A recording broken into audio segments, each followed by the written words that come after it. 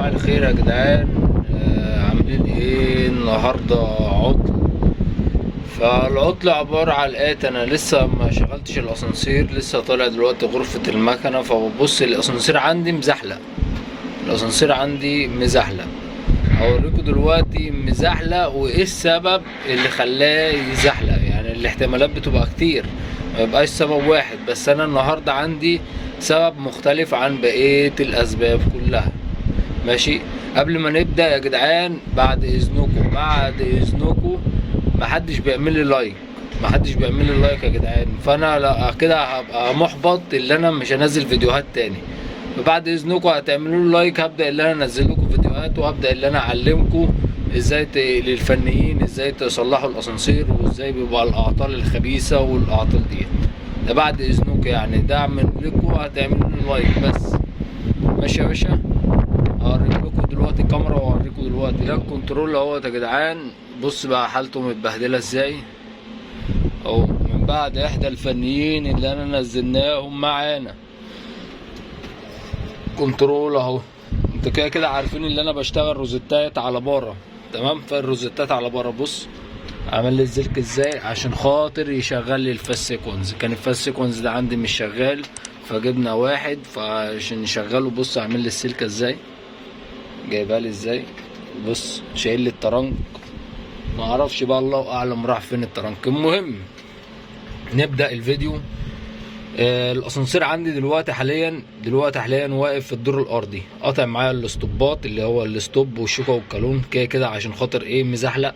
ماشي. لكن الاتجاه النزول اللي هو الدي ان ال منور، واليو بي ال كده كده لازم هيكون منور لان هو في الدور الارضي، واخد بال حضرتك؟ فكده اصبح معايا الاسانسير لما جه نزل الدور الارضي، واخد بالك، ما قطعش معايا نهايه اتجاه نزول. فعشان كده اليو بي ال فضلت منوره، بمعنى اللي دلوقتي الدراع بتاع الليمي سويتش ما دخلش في الكامه، ما كلش في الكامه كويس. هو ده سبب الايه، سبب الزحلقه بتاعه الاسانسير بتاعه النهارده.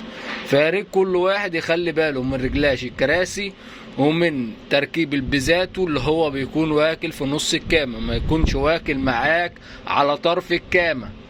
واخد بال سيادتك، البقره ما تكونش راكبه معاك على طرف الكامه.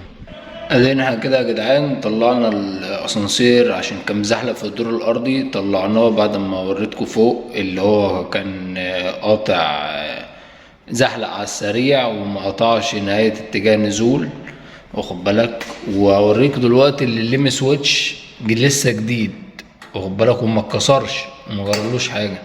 بس هوريها لكم دلوقتي. بص ادي الاسانسير واقف معانا في واحد، وهو كان في البدايه لما كان واقف في الارضي، واخد بالك، كان مزحلق في الارض وكان قاطع نهايه مشوار، كان كاتب لي برضو واحد. فهو دلوقتي برضو في الدور الاولاني، تمام. انا طلعته ونزلت على رجلي.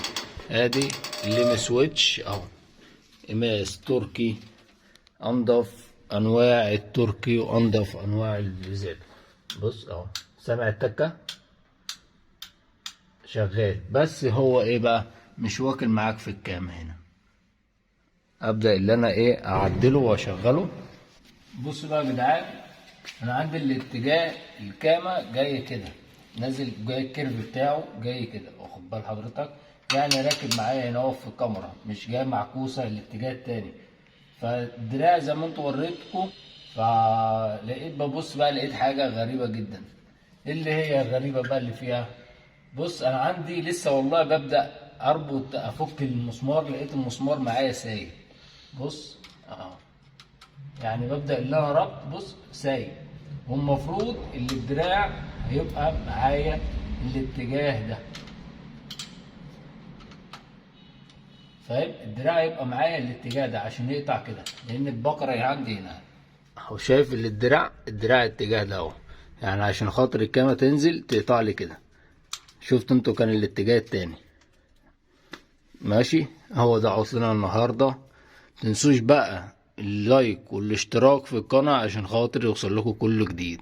بعد اذنكم انا عطلت نفسي وعشان خاطر اوريكم الشغل وطريقه عمله ازاي. ادي الكامه هي اتجاهها كده، وادي الدراع اهو.